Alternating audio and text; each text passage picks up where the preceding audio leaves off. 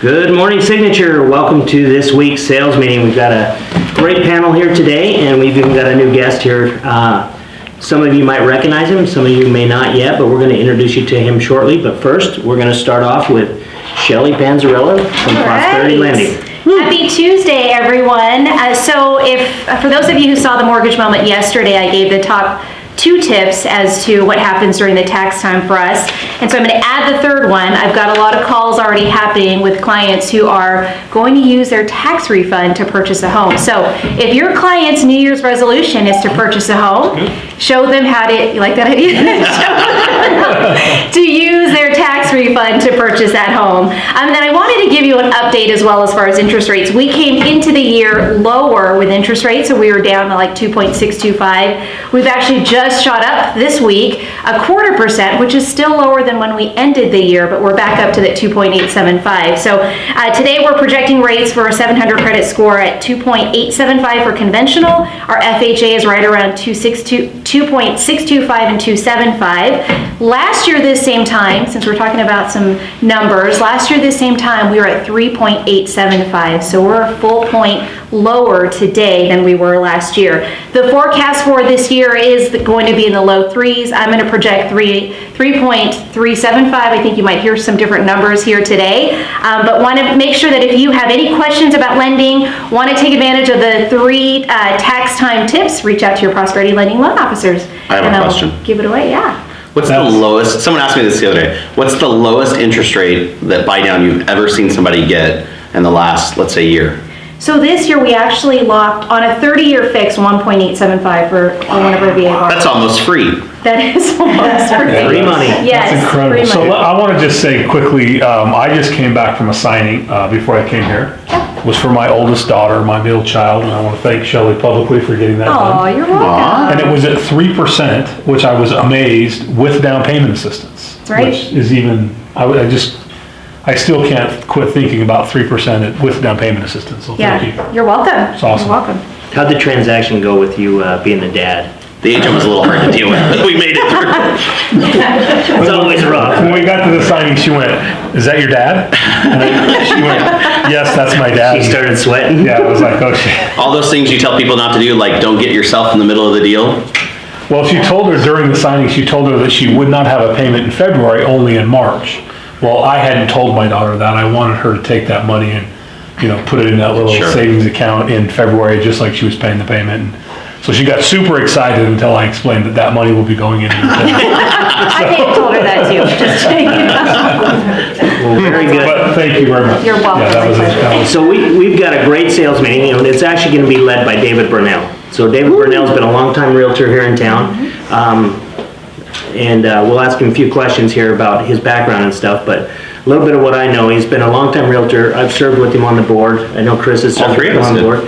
Yeah, and so he brings a lot of insight, and he's recently joined Signature Real Estate Group, so we're very excited to have you aboard. It's great to be here. Yeah. It's great. So, welcoming you to Signature, and then so I'd really like to kind of get to know a little bit more about you, and let the agents kind of know, because I know you run a team, you're building a team and stuff like that, but where are you originally from and what brought you to Vegas? Oh, wow. I grew up in Iowa, Des Moines, Iowa. Really? So, yeah. You didn't know that? I didn't know That's that. where Better Homes and Gardens, I think, started, right? Yeah. The Merrill companies, is that right? It's a big media company. So anyway, I grew up in Iowa. We're from Nevada. We know nothing about it. Yeah. That's okay. I'm going to tell you a lot right now.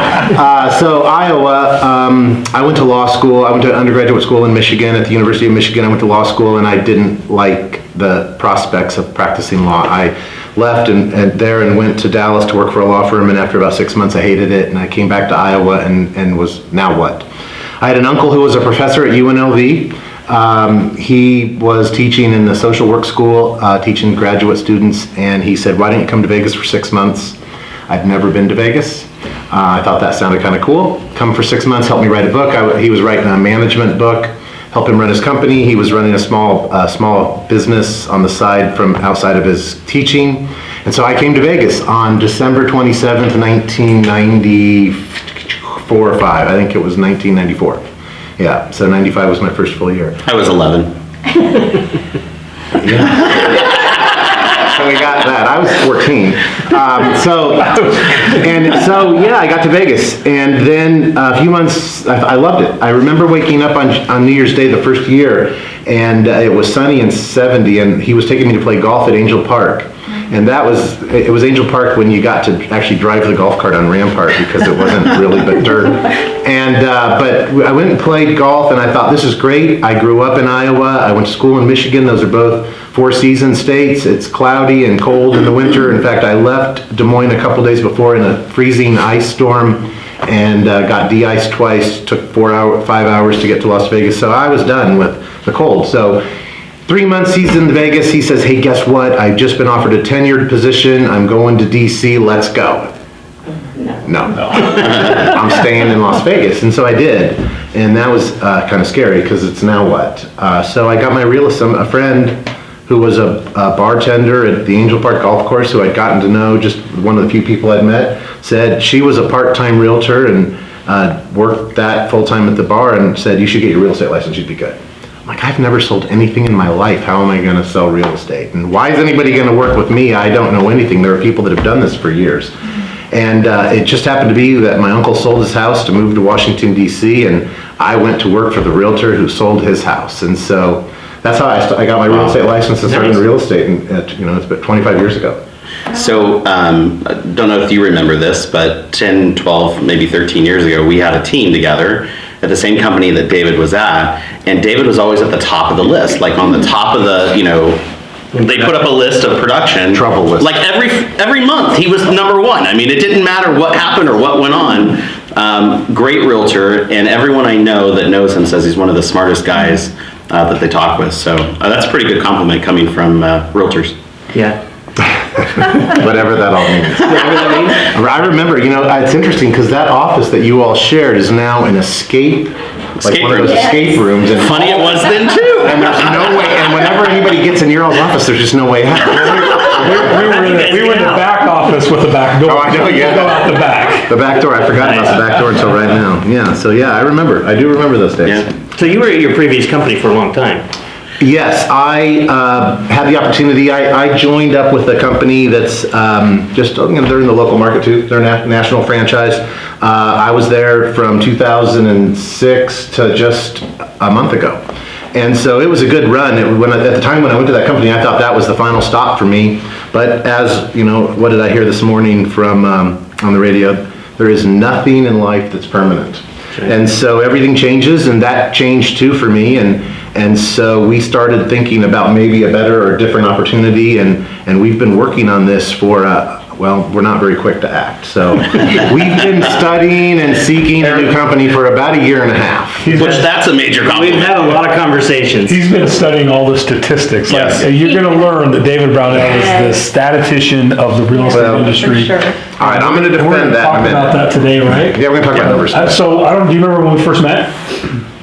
Oh boy. Escape room. No, we just went down there. No, so I joined this national company that he's talking about, and about 2 days after joining there, they call me in and say, hey, we're interviewing a new, what they call the team leader, and we want you to go with David to go meet this guy over at a bar. And I was literally in the business for about 4 months. And I was like, yeah, sure, I guess we should go do that. So that's actually the first time I got to spend some time with David. So yeah, it's been interesting. Yeah, well, it's been, just the stories that we could tell, or the experiences we've had just at this table. Shelley less than most, but, right? It's been a few years, yeah. But I'll tell you, a lot of great experiences, a lot of things learned just from the times we spent working on hard problems, whether it was not just about real estate business and how it affected us, but how about all the hours and energy that we put in just trying to do things that make our industry better and make our city a better place to sell real estate in. And so that's the stuff that is most rewarding. It's when I sit at this table and I look out in the room and see Janet and Patty out there and Tom, it makes me feel good to be a part of this company. I remember sitting in on the first meeting like this in the last couple weeks, and after I got off, I went out to one of my team members and I said, all right, let me tell you what you just saw. And it was exciting for me to talk about the engagement that we have as a company with the association, both state, local and national level, because that matters today. When you have leadership at your company that's advocating out there to make the industry better, to make it better for realtors, that has direct, if not also indirect, impacts on us as salespeople, as professionals, and it helps us do our job better. So that right there, I mean, I got here because I liked the people and the opportunity that it presented. But after that day, a couple weeks ago, I was like, wow, this is that same cultural feeling that I had. In fact, you know, some of us come from that same cultural Kool-Aid kind of place, and now we're here. But that feeling I had that feeling again, and that's big. That was big for me a couple weeks ago. I think what you said is important, that involvement in that group, that's how we all met in some ways, and I think that that's what I take away from it each time is I'm here because we served on the board together, probably same thing with many of us, and service matters. I think I would do it again. I think that too. Maybe. I think I'm here because of I think Chris just announced he's running for the LVR president. Yeah, sure, why not? 2022. Sounds good. Is that what your announcement just was?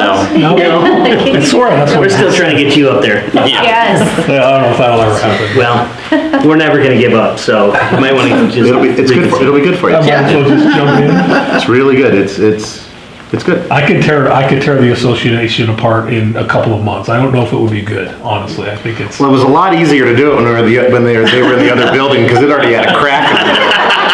And so tearing it apart would have been a lot easier. It's like, The new building, ripping a phone book that's already started. the new building's pretty sound. Yeah, because we're using that a lot right now. But Yeah. So you have a team, you're building a team, you're looking for a few more members. Tell me a little bit about your team and what your vision is for your team. Sure. Our team's been as big as 15 to 20 agents back when you know in the REO craze, when there were a lot of leads, a lot of buyer leads. We grew pretty big. When the pandemic fell upon us back in March, our team kind of downsized or resized, and we've decided that it's time to kind of grow again. And my vision is just that. It's about helping people, and so, you know, money is great in that we obviously all work to try to make a living and support our families and our lifestyles. But having been in real estate for 25 years, I see too many instances where our colleagues perhaps aren't in it for the right reasons or whatever. And today's not to talk about the negative, but my vision is that I want to be the beacon, that lighthouse that many people can find, and I want to build a team that has people that are professional, know what they're doing, and can really help someone to the degree that they need to be helped at, that they deserve to be helped in this big experience called buying or selling a house. And so I think that's the best way I can give back. You know, I've given up on being the president of the country or anything else like that. It seems like it's not that cool anymore. So I'm going to try to help a lot of people, and that's what I want to do. And so to do that, I want to grow the team bigger. I've spent most of the years that I've been in business being the major producer, the major deal maker on my team. I don't want to hold that role anymore. I want to bring some folks, I hope young, at least younger than me, on board that want to come in and do that again and do that with kind of my guidance and my leadership, and so that we can kind of leverage and be bigger than we are. And so, I'm looking to add some folks. So if you're watching and you know someone at a company that's not having a great experience and thinks that a team environment might be good, not you all at Signature, you've got a great spot here and you're all settled, and if that's not working, then you got to talk to one of these guys. I can't. That's not something I do. But if you've got friends or colleagues at other companies and you think they're not doing well and you want to tell them that there's an opportunity out there, I'd love to talk to anybody that you might know or know that needs a new opportunity or a new chance. Now, you had a background in commercial real estate as well, because you've done a number of commercial deals, pretty large deals. What got you into that, doing that on the side? Well, we're out on the golf course playing golf. Dave, me, and a guy named Dave Jinks, and he comes up on about the 14th hole and says, "I gotta go." Like, what do you mean you gotta go? We're not done playing golf. You know, I got an appointment with the guy that I can't miss, and I think that did turn into quite a large commercial deal for him. So, yeah, he's done quite a bit of commercial stuff. Well, so when I got into real estate, my friends were guys, I shouldn't say all guys, but mostly they were guys, just happened to be guys, that were all in commercial real estate. And so I got into residential and they looked at me like I was crazy. You're going to have fun helping someone pick blue versus green carpet. And I was like, you know what, I'm up for it. Well, this was back in the, back in the 90s when green and blue were, they're hot again, but But yeah, so I First house I ever bought. thought about commercial, and then what happened was I was starting to make some money in residential, and what was going to happen was I was going to give all that steady income up to go get to be an apprentice working under somebody in the commercial industry, and I think I was going to make $12,000 in my first year, and that didn't seem that great. And so I passed on it and thought I could do it myself. I went and started taking CCIM classes. I almost took all of the classes to get the CCIM designation, but ran out of gas in that regard. But started doing getting some opportunities to do some commercial transactions, and I had the fortune a few years ago with one of my top clients to sell a $30 million building, and it was a big Door knocking, huh? not so much. It was a fun experience, and it was the biggest fee that I've ever earned. And I remember in my first year, I joined up with a real estate training organization called Buy Referral Only, and so my coach for a lot of years has been Joe Stump, who leads that organization. And I'll never forget in Phoenix at the Scottsdale Princess back in like '97, sitting in the audience, and Joe brought up these two men that were working in the Miami, Florida market, and they came up, and what they had in their hands was $1 million commission check because they had sold some condo in Miami for X, $45 million, and they had $1 million commission check. And I dreamed on that day in 1997 that someday that was going to be the day that I was going to celebrate. And when that happened to happen, that from that transaction, and it was a life-changing moment. Yeah. And so, yeah, it was a big deal. It gets me still a little bit. And that's why that month he was #1 on the list too. Again. But he did trail for the rest of the months after that See, one. for me, I would have spread it over like 3 or 4 months so I could be #1 for 3 or 4 Yeah, months. Not That's funny. It's That's a great story, it's all funny. I remember that year because we were at Keller Williams then, and Keller Williams is an open book company, so what you earn or what you've produced is right there for the whole country world to see. And all of a sudden, this deal closed in like March, and so all of a sudden I went from, well, look, he's got $16,000 of commission made so far to $1.3 million, and I was like, somebody's like, what happened? And and then kind of filtered around. I'm not sure. It was a mistake at the bank. Yeah, in my favor. I'll see you in a few months. But, I'm gonna go to Iowa anyway, for a couple. I remember holding on and trying. I think we got to 1.8 that year, so we did $1 million in one. But you focused on it. You focused on it. You planned for it, Yeah. and you made it happen. I think that's the most powerful message. I think that's a message for everyone. Everyone can do it. You can do it with the right connections. Yeah, I mean, a buddy of mine. The weirdest one of that is a buddy of mine who was a lender for many years. He got out of lending and got back into oil and gas. He's from Oklahoma, so that was his cup of tea. Makes sense. And he wrote, I don't know what book he read, but there's a book out there, a video out there that says, write yourself $1 million check and put it in your wallet. And sure enough, 4 years later, he was in a different place, and it was significant. And so I think that secret thing, that I'm going to write myself a check. I just got to find a checkbook. Yeah. Well, it's harder to do today. Yeah. You can go to Microsoft Word and make them- I'm gonna go ask Ashley if I can borrow Anyway, a check. you can do anything you want. Schedule you a Venmo transfer. All right, so enough fun, enough Well, about me. we're super excited to have the Brownell team part of Signature, and we've got another big team that's joined us too, Roya Kovari and the Kovari Group, so you'll hear from them too as well. But this is a great platform to really build a team on. I don't think everyone should run out and build a team, but if you're interested in building a team, I think there's some steps that have to be had. Have a conversation with one of the brokers, and let's really work on a game plan, because over the years we've seen teams be built half-assed, so to speak, and it doesn't work for the team leader or the person. But Clerical term. but David does a really good job of running his team. Very structured. That's something I'd be willing to do. There's something that I talk about for a while. It's just the things I've learned from building and failing, because I'll tell you what, you build a great team because you mess up at every front that you should mess up at. Yeah. And so if you do it long enough, eventually you get through all the mess ups, and there's none left, and you try not to repeat some of them. So, Yeah, so both of us are hoping 2021 is the year for us for building teams, right? I'll be happy to help. Make some I'll share some insights. Yeah, that's awesome. And I'm right in the path of doing it. And I think it's different today than it maybe was years ago. There's some things that are the same, but there's some things are different. I think. But you learn from it. I mean, that's the whole point. You go through it. Yeah. So we have a team leader meeting once a month,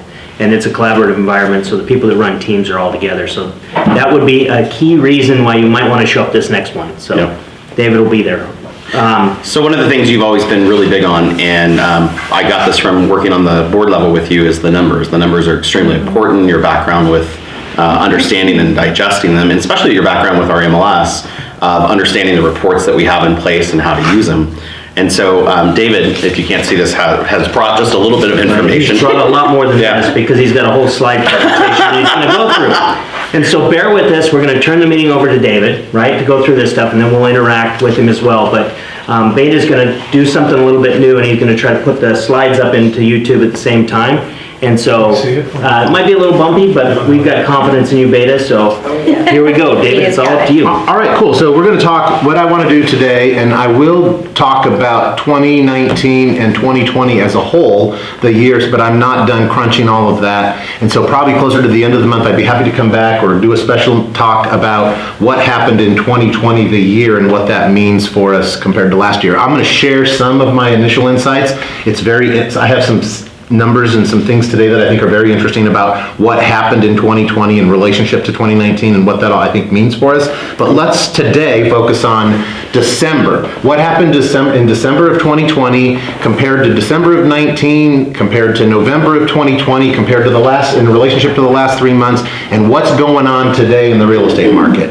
And so before I get into the numbers, I want to just say that I personally think numbers are very, very, very important. They have helped me in my business probably more than anything else other than the ability to find people who know me, like me, and trust me. I think the second most significant thing in my career has been the ability to understand the markets, not to know necessarily where they're going, but just to understand what's going on and to be able to share that information with our clients and customers. I remember back in 2006 and then into 2007, it really was 2007 when it really started, but I remember starting to be asked the questions, what's going to happen to the real estate market? How low are prices going to go? And I didn't have any idea at the time, because at that point in my career, I hadn't really studied numbers. I'd read the Fast Facts sales track report that Larry Murphy had published every month, or the Orange Report from Dennis Smith. Now his son's handling that. That's a bummer, because that means we're a lot older. But I look at those things, but I didn't care much about the numbers. And then we started getting asked those questions because the market was shifted, and it was the first major shift that we'd really experienced in our careers, and I didn't have the answers. And so I decided that it was in 2007, mid-2007, that I would start calculating and compiling certain numbers every month and keep my own data set. And that way I could understand what was going on. And so, the first year it wasn't very helpful because I had nothing to compare it against, but looking back today, to be able to look back to data from 2013 and draw conclusions for 2021 based on what happened in the Las Vegas real estate market in 2013 is special insight that I can share with people that many of our colleagues can't. And I think that is one of the points of difference, one of the value propositions that makes Brownell Team Realtors special. And so I believe in numbers. I think that you should, whether it's just paying attention to the Las Vegas Association's numbers. Today, they are magical compared to what they used to be like 10 or 15 or 20 years ago. And if you just take the time to go into the MLS, into Matrix, and go through and find where those statistics are, you're loaded. You have information that you could share without doing any of your own research with clients until they were tired of hearing about numbers. Yep. Most people only have about 3 to 5 minutes for numbers anyway. But that's why I think it's very important. So let's talk about December 19 versus December 2020. Beta, if we could pull up that first report, this is going to give us these are the data points that we track. I'll spend a little bit of time kind of going through the report just in case many of you have not seen it before. This month, we sell these reports every month, and we have customers that pay for them, so I just can't give them away every month without crushing my own company. But I will this month offer out all the reports that we compile. I'm going to send them to whoever you want me to, and I'll make sure that everybody who wants them, that reaches out for them, can have a copy of this month's data to have on paper what we're going to talk about today. So the first topic of 2020 December is inventory. I made my own little title for this report yesterday as I was messing around. It was Markets Ablaze, but there's no fuel left for the fire. And I think that's, the market is hot as heck. It's never been hotter, but we've run out of gas. There are no houses to sell. And that I think is a huge issue. It may be the biggest issue that Las Vegas deals with through the 2021 calendar year. And we'll talk as we go through the numbers about that. But inventory is way down. As of the report, December 2020 report, which comes out right after the end of the month, so this is really a early January of 2021 number, we reported 4,385 total units of inventory on the market. Now let's talk about that, what that number encompasses. We exclude we only consider the Las Vegas Valley. So if you go into the MLS and run their numbers, you're going to get more than the Las Vegas Valley, because what's part of the MLS? Overton and Moapa and Laughlin and Pahrump and some of the Mesquite listings that aren't in the unique Mesquite database but are in the Las Vegas database. So we take out a Muddy Waters, Nevada? Muddy what? No, it's Muddy something. Muddy something. Muddy Waters is a band.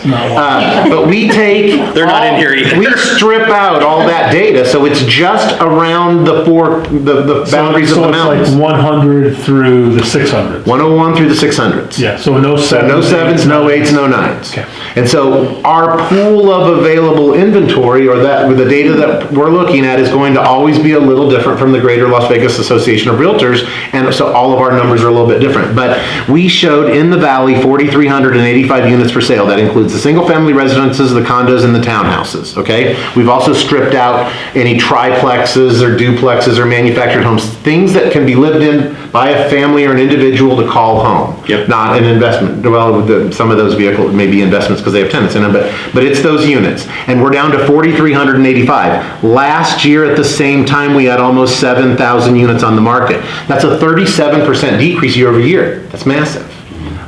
It's now, we've gotten so accustomed to it because it's been happening every month, or it's been going on, that 37%, we just kind of, it's at 37%, it was 36 last month. But that's a significant decrease in inventory. We'll look at further how much it's just declined in the last 3 or 4 months, and that will tell us, kind of set the tone for what's going to happen here in this coming high season.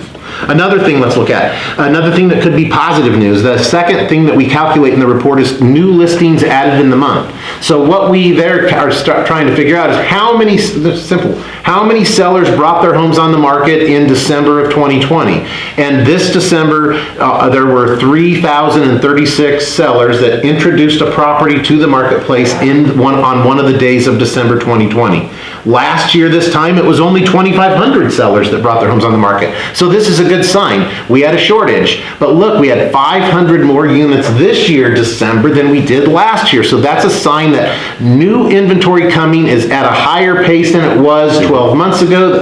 The analogous month to this year's December, or the 2020's December. And so that kind of seems like a good sign.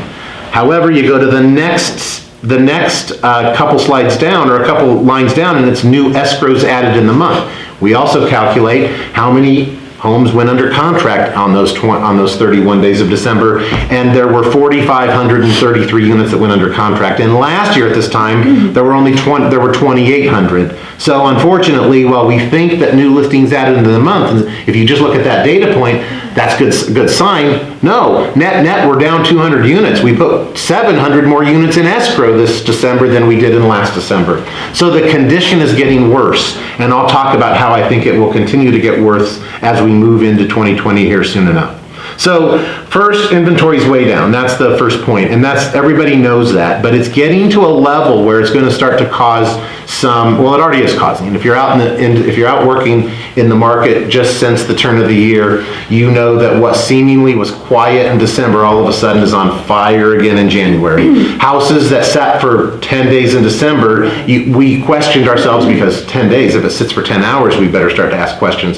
Houses that sat for 10 days in December, we started asking questions, and then in the first week in January, they got 10 offers. And so the market has flipped back. And so, we saw inventory decrease a lot. You see it go down from December 19 to December 20. Wait till you see what's happened since September of this year, how much inventory's declined. We'll get to that when we get to the next slide in a second. All right, so new escrows are up. We thought we had some salvation coming with inventory, but that's been covered. Let's look at under contract and closed units. What's happened in December year over year? So we talked a little bit about the 3513 versus 2802. I got that number wrong. I said 4533. Under contract properties, in December of 2020, there were 4,500 plus units that went under contract. That's up 26% from last year. There were 3,968 units that closed. That's up 27% over last year. So demand in the market, while supply is tight, and demand's also up by 25% than it was last year at this time. So that's kind of having a double impact on our market, making things that much worse. And so, we've got a challenge going ahead in this months of supply. When you look at that months of supply, just look at that number, folks.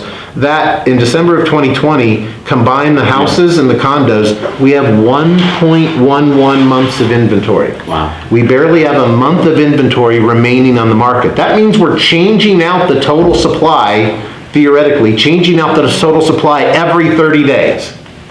I mean, we're, there's some houses that aren't selling, and there's some that come on during the time they do sell, but we're really exchanging out it's hard to really see anything but seller happiness for most of 2021 based on that condition, because there's just no houses. There's just no houses. So are you saying that it's a seller's market? Well, yeah, it's been a seller's market I'd say it's been a seller's market. I would say it's been a seller's market since probably 2014. But now it's a seller's market that's out of control. To an extreme. With this market, the combination of the government and a lot of other things have manipulated this market to a place where it is a seller's market that is more than we've probably ever experienced. Even if inventory doubled, like let's say miraculously overnight it doubled, we still would be below where we were in 17, 18, and 19 as far as supply. Yeah. Well, if it doubled, we still only have 2 months worth of inventory. Right. Yeah. So I mean, we needed to quadruple. And I don't know where those houses would come from. I mean, the builders can't build fast enough. Yeah, so that's a good question. So I was thinking about that as I thought, wow, 1.11 months of inventory. Since we've been tracking the numbers, since 2007, inventory has never gotten to below one. It was 1.19 in April of 2013. That's the lowest it had been until this 1.11, and the next lowest was 1.3, which was June of 17. So this is territory that we've never been in before. And we ask that question all the time, balanced market, and that kind of the cliche balanced market is kind of that, 6 months of inventory is a balanced market. If everybody's heard that when you ask the question, that's kind of what you get. But my question, and let's talk about this for a second, is what is a balanced market? When you think of inventory, what is a balanced market in Las Vegas? I mean, how many units do we really need to have on the market right now? Not 4,385, but how many to have a balanced market? Beta, can people type in their answers? Yeah, question. I'd be interested to see if people can type in their answers, and you could share some of those, or we could talk about that. I mean, what do you think? How many units do we need to have a balanced market? 10,000? Well, back in 2007, 2008, when the market started to kind of go in a downward spiral there for a while, we had 10, 12,000 homes for sale on the market, and at that point, the market was actually, pricing was decreasing. It wasn't increasing. It wasn't staying flat. And so I think it's somewhere below 10,000. I don't know that 10 or 12 is a healthy number. For me, I would look and see what's closing every month. Like, what does the buyer pool look like? How many buyers are there that are actually putting stuff under contract and things that are actually closing? Non-pandemic, right? I mean, we now have people that have been quarantined in states with high taxes, and they've been moving or trying to move, so that's also been happening. Yeah, but we had a buyer frenzy before the pandemic.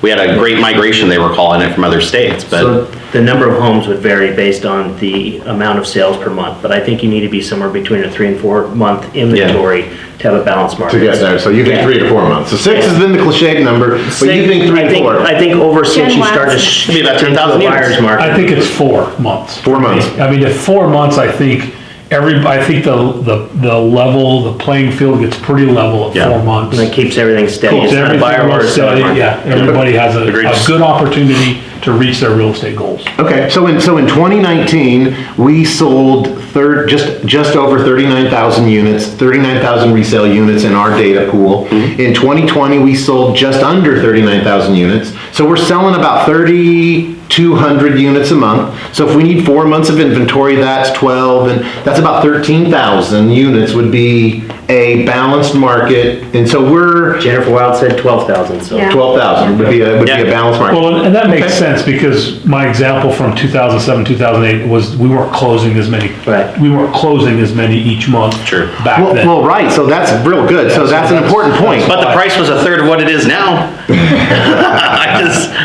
Which is why inventory got so low in 2013, Yes. because the value was so low of Yes. of all the homes that everybody was buying left. you were and buying right. it below replacement cost. Yeah, you So- could never buy it Okay, that's cool. at that price again. So let's unpackage that for a second. So there's a really important point that was just made, and it's gonna. I think it might get missed if we don't. Let's just perseverate on it for a minute. So That's a big word. Can you write that down? What chicken later? Somebody look that up. What does that mean? okay, so let's talk about it for a second. So here's the deal. Months of supply is a weird tool to use to evaluate, how stable a market is, because you can have 12,000 units on the market, but if you're only selling 1,500 units a month, Yeah. then you don't have a balanced market, Yes. right? Yeah. And so, I like that conversation because it forces us to acknowledge that the demand in the market is as much relevant to as important to determining kind of that month of supply and whether you're in a balanced market as the supply is. I mean, I've read a bunch on this just because it's something that I've thought, and so a lot of economists, or kind of another cliched thing is 1% of your town's population is what your real estate supply should be in order to be a balanced. That's 23,000 units or 22,000 Yeah, units that's a big to be a balanced market. But maybe, 6 months at 3,500 is 21,000, and so maybe 6 months is too high, but it's interesting. It's something that I think we need to think about as we're moving forward, because I'm gonna make some predictions today about where I think we're going to be in supply-wise toward the end of the year. So let me ask, are these numbers inclusive of new home closings? No, this is all resale. Just resale. Well, I shouldn't, so let's clarify. Resale reported on MLS. There's some new homes on MLS. Yeah, so this data is MLS generated data. So if DR Horton or KB went in and listed some model homes or some standing inventory that's sold, it's getting included in the data. It's hard, I don't go back and try to strip out the custom home builder in 405, no, we don't talk to those. In 89149 that's building a custom home versus KB Got it. production home in the Southwest. Okay. Yep. So yeah, there are some small number, but it's insignificant to change the overall logic of the theory or the. So any other conclusions? I mean, I want to move forward and look at each month. A lot of the things that we're saying right here are going to come out more when we look at month by month, but any other thoughts? I find your median list price, we talk a lot about it. Median list is not really tracked by the board, but median sold prices, that's where we come out with the number each month, and that is now up to 349. But the median list price, I think, is really important, 395. So we're listing properties higher, right, because the market is trending in that direction. That number has steadily been growing every single month as the price has been growing, but For the first time in a long time, right? I mean, a lot of LVR presidents will tell you that during their tenure, that they got to announce the same number month after month Yeah, that after was me. month. Tom just kept saying it was hot. But for I just Tom, kept saying the same number. Tom just kept lighting the fire and it just kept going. Yeah, the price didn't really change a whole lot in all of 2018 as far as the board represented it. Now, if you got more conducive to what David's numbers look like, I bet it did fluctuate a little bit, but I mean, it's had a massive jumps in the last 2 years. Well, so this is interesting. So that's a good question. I like this conversation. This is one of the most fascinating things in all of the numbers that I look at every month. And I've thought about this way too long. So the median sales price for a single family residence. Now let's talk about that. You'll go out and you'll say, somebody will tell you, you go read an article tonight and it'll tell you that the median price in Las Vegas is $293,000 for 2020. And you're like, wow, that Brownell guy is off by $40,000. Well, that's somebody, when a researcher goes in and takes the condos, the townhouses, and the houses and groups them all together, they'll give you a median price of real estate. We break that out. We believe that the house and the condo townhouse need to be looked at differently because we think they're two different markets. Yep. Right. And so the median sales price of a single family residence is ended December at the end of the year was in our research was $345,000. That was not the high point of the year. In November, it had reached $349,000. December, typically, there's more activity in December, and you've got the type of buyers going out, maybe buying a lower end property, got to get some end of the year stuff done, investors or tax reasons, and so that tends every year to bring that median price a tick down at the end of the year. But the median price ended at $345,000. Of those houses that sold, those 3,968 houses that sold, single-family residences, there weren't 3,968. Of the 3,198 houses that sold, their median list price was $349,000. So of that pool of those 3,200 homes, their list price was 1 percentage point higher. So then let's throw all those properties away. Now let's look at what's left on the market. So everybody was willing to go out and write offers on properties that were median price $349,000 and buy them for $345,000 median. You with me? Yep. And here's what they have left on the market. The median price of what's left of those 4,385 houses, their median list price is $395,000. $50,000 higher than the list prices of the stuff that was selling last month. Well, holy moly, what's going on? My overpriced listing. Right. That's just the greed, or that's called trajectory. That's called trend. That's called trajectory. That's that's the sellers looking ahead saying the prices are going up. So the product that's out there is already priced 2 or 3 months in advance. Yep. And the stuff that's at $395 that needs to sell for $350 isn't going to sell. I say that stuff is really not on the market. It's out of the market. Now, in 2019, I think we all would agree that we were seeing appraisal issues as well on properties where appraisals were not coming in. I don't know if that's tracked on this, but this year I've had multiple clients come in and say, multiple agents, that their properties are appraising above their contract value. And multiple, not just one, like we've had 10 or 12 of them happen. That didn't happen in 2019. And so I think that's indicative of that same stat, that even though pricing is projected out, even appraisers are giving value for that. So what's interesting is that when you go back, we look at the numbers and we go back and look at that median list price in relationship to that median sales price, it does have a pretty sizable gap all the time. It's been shrunk. So I can take us back to it and find a spot where it's been shrunk to $25,000 to $30,000, the list price of the remaining product versus the list prices of the properties that just sold the previous month, where I can get it tight. It got tighter. That's especially times when you start to see a shift in markets, when interest rates are going up. You'll feel that shift. You'll see the list price come down. In fact, COVID hit in March, and we watched that number because it was up at 400,000 and it went down to 365 in a matter of 45 days.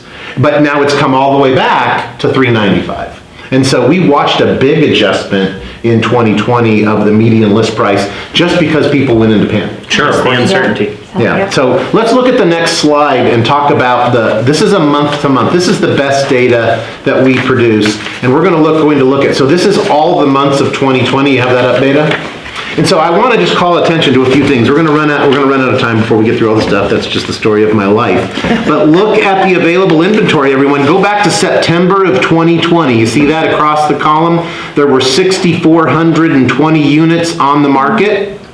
Well, now there's 4,385. That's a 31.7% decrease in just 3 months. Mm-hmm. So we've lost a third of the inventory of our product in just the last 3 months. And so that now, so we looked at that and we said, oh boy, what's happening? Are sellers done selling because they can't find a replacement? What's going on? But what we found is we started tracking new listings added in the month in 2017, and each of those years, 17, 18, 19, and 20, we saw that from the month September to the end of the year, the listing inventory has gone down each of those 4 years. The new listings added in the month. So it's just that holidays come and people hold off on that till the turn of the new year to get their property on the market. So we always see listing velocity decrease. And what's ironic about that is when when you talk about the end of the year, people say, I don't want to list my home on the holidays, I don't want to be up for sale, but that's the lowest supply of inventory, so it would stand the reason that you would want your home on the market then, because you'd be most likely to get an offer and be Well, shown I think sold. that's a way that we gauge how serious the seller is about selling. I mean, if they're really serious about selling, then December's the. And their home looks good then. market, right? Yeah. Decorated. And Not mine. you got scripts for 11 months. All right, so the other things, new listings. So yeah, new listings added in the month. This is the seasonal adjustment. You see those new listings. We had 4,817 listings in September that we added, 4,846 in August, and then only 3,000 in December. And so that's that seasonal adjustment every year where sellers stop putting their homes on the market during those last couple months of the year, getting ready for settling for the holidays and getting ready for a new year. What else on this report? Trend analysis. I always find it interesting. While we're here, let's go. You could come with me back to the start of COVID, since you haven't seen this before. Let's look back remember back to February of 2020. Look at what the inventory was in February of 2020. We had 5,505 units on the market. And I remember writing the Market Watch report at the end of February, right before close down, and writing that at this pace, here we are, we're going to go into new territory. And then when coronavirus hit, you see the inventory went from 5,500, it jumped to 7,400 units. And our first reaction was, look at the sellers, everybody's freaking out because of COVID and they're getting their houses on the market. But inventory, actually fewer sellers put their houses on the market. What happened? Why did inventory grow? Buyers stopped buying them.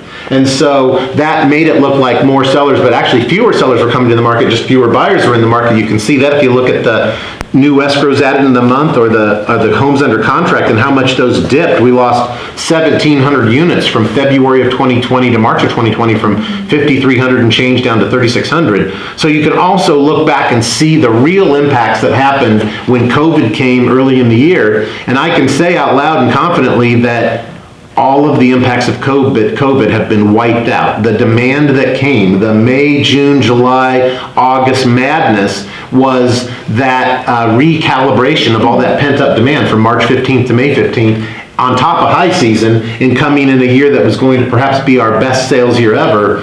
And we rallied back pretty fast. And so I think the effects of COVID on our market, from supply, demand, they're all past.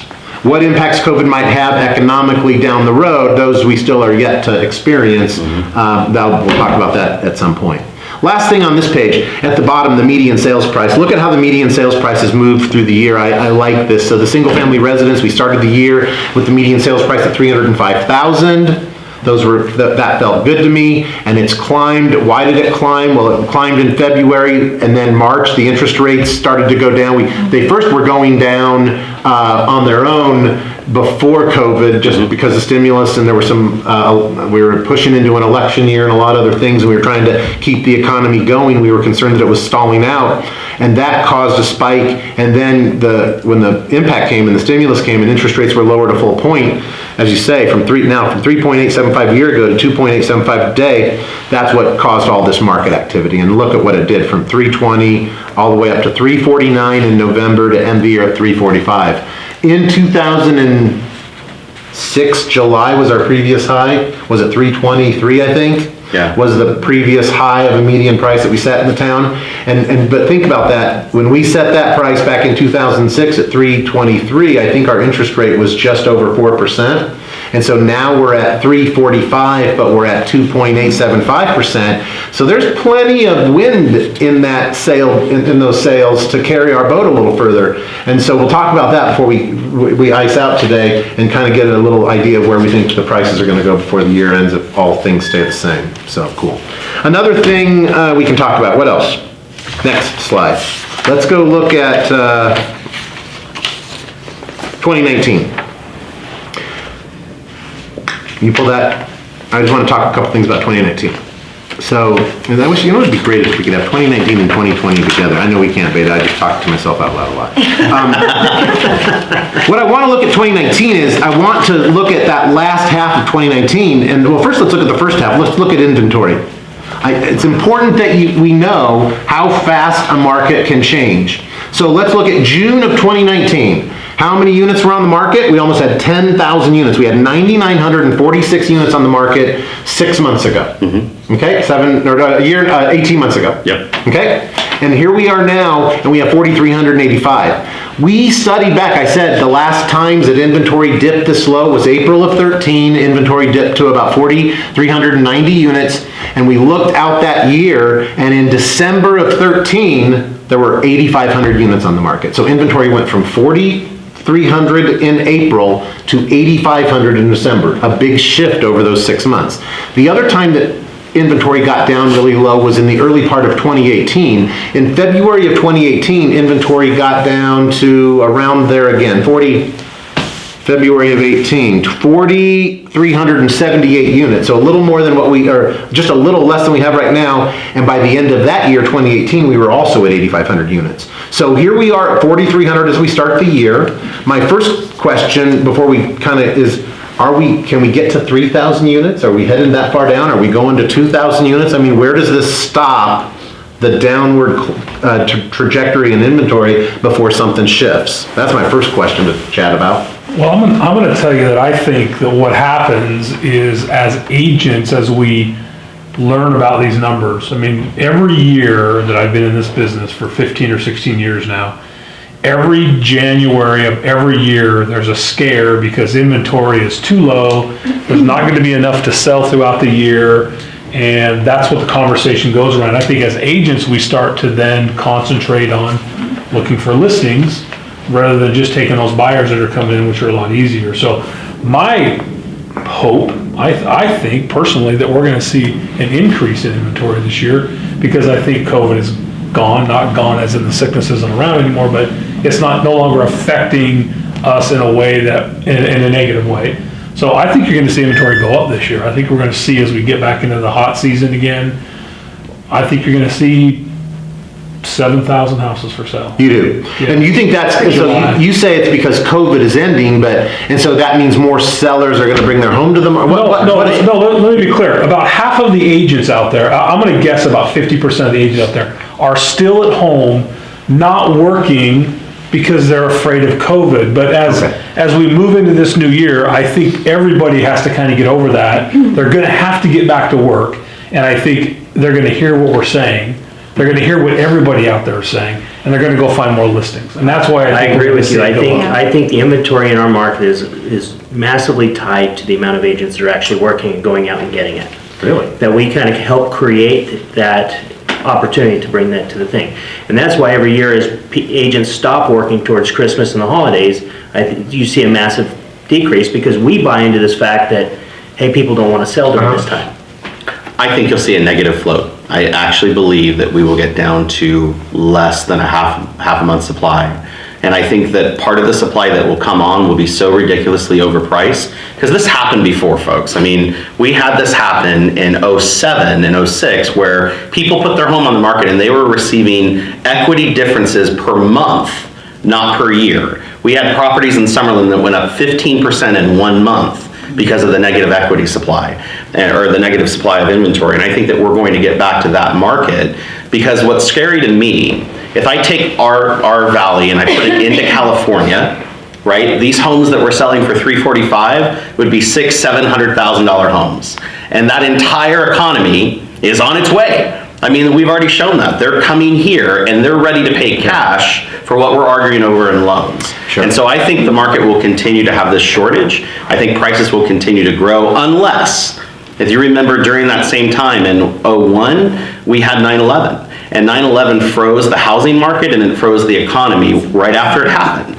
And if there's no major catastrophe, and even though we're in a pandemic, as long as nothing changes and it continues normal, which never happens, it'll continue to happen, in my personal humble opinion. But who am I? It's interesting. I don't have my own report. I mean, it's great to talk about this. The thing that's so fascinating about this time through is there are so many variables at play. Yeah. You have unemployment, which is massive, so many variables at play in our town. Yep. One thing I'll say out loud, again, is stop reading the national media on real estate. Yeah. That, I mean, it's cool. No, it's do you really use crap. anything? It's crap. You don't. It's anecdotal. Yeah. It's interesting, but it's not telling you anything that you need to know to advise your clients in this market.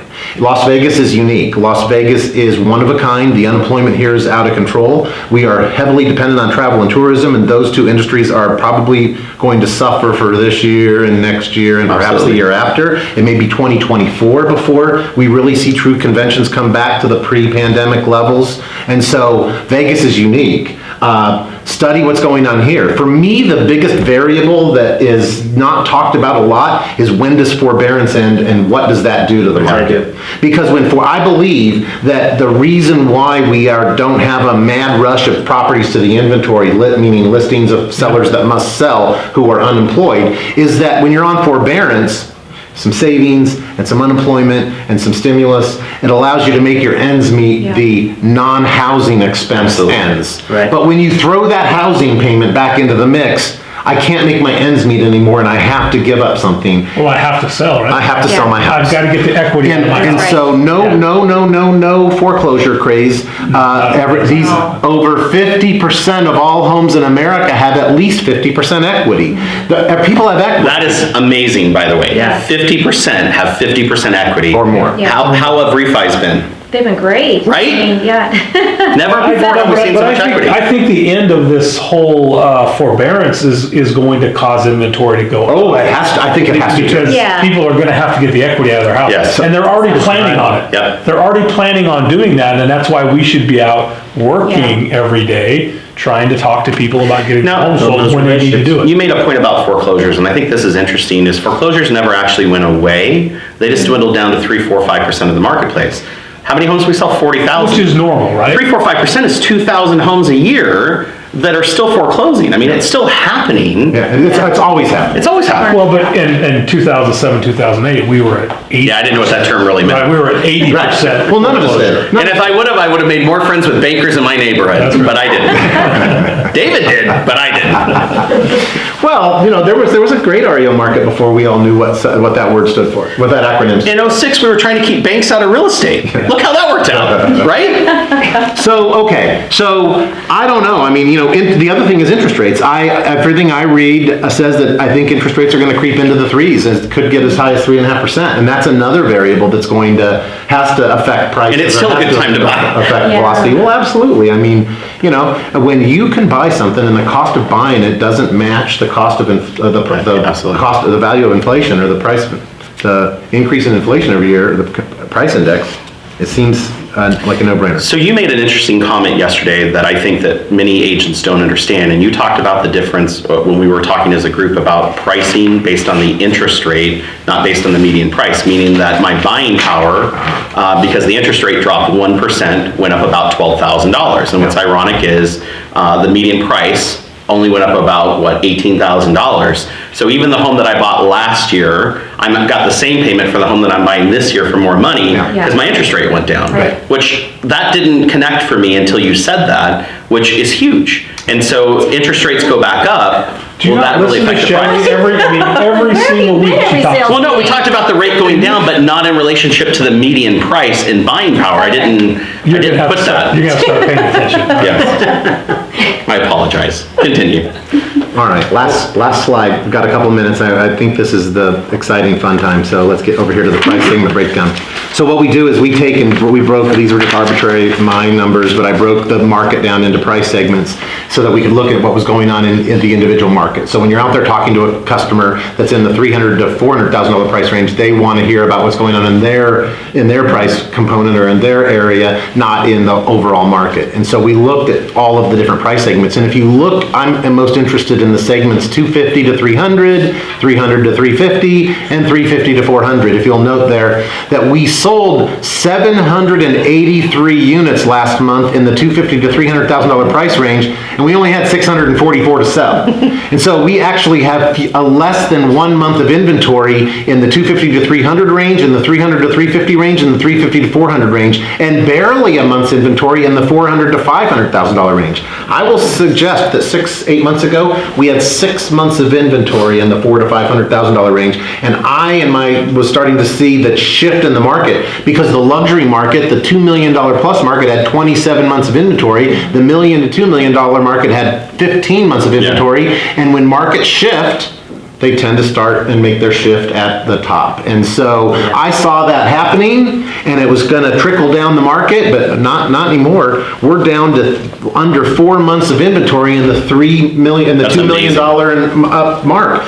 We sold 42 units in December of 2020 that were $2 million or more. Yep. I remember just a few years ago, if we sold 42 in the whole year, it was a big year. It made the front page of the real estate section.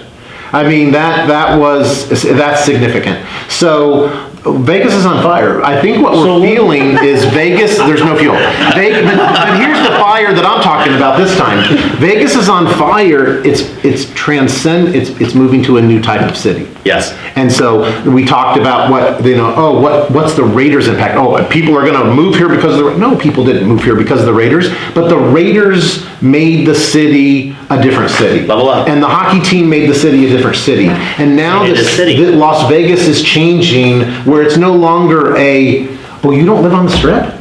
How do you live on the Strip?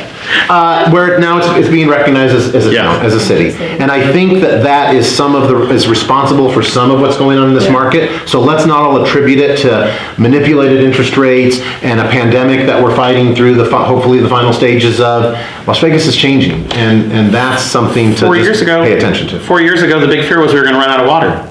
I haven't heard anyone say that lately. Right? Yeah, I mean, it's still going to happen. They just don't need to put out fire anymore. But we can truck it in. No wonder it's on fire, right, Tom? So guys, let me just say, the statistics that he just went over in each price category, this is exactly how you help your buyers understand that the market's on fire, and if they're going to want to get a property under contract, these are the numbers they need to see. You need to have this available to share in their price range, because as he pointed out, the $2 million price range compared to the $400 million, they don't have anything to do with each other. If you're in the 400 to 500, that's what you need to be showing statistics about. And this right here is exactly how you'll get people to write offers that are acceptable to the sellers on the market today. We didn't talk about it on one of his sheets, but the list price to sales price is over 98%. So no, we're not going to take a 10% cut on our listing because you came from a place where you heard Vegas was an easy place to buy a house. Yeah. Right? I mean, these numbers are what help you train your clients on how to write offers. The thing, I know we're over. Last thought. I want to just share one little. No, I was like the Springer Show. Here's the thing. Final thoughts. At the end of the month, I'll come back and we'll talk about what happened in 2020 versus 2019. We took 5,000 fewer listings in 2020 than we did in 2019, but we sold as many houses in 2020 as we did in 2019. Wow. And so we're going to start to see the problem. It's really a listing problem. But I want to point something out that I think is actually amazing, is that if David came into your house for a listing presentation and he pulls out the report and he starts talking the numbers, did you just buy into his service for what he sells?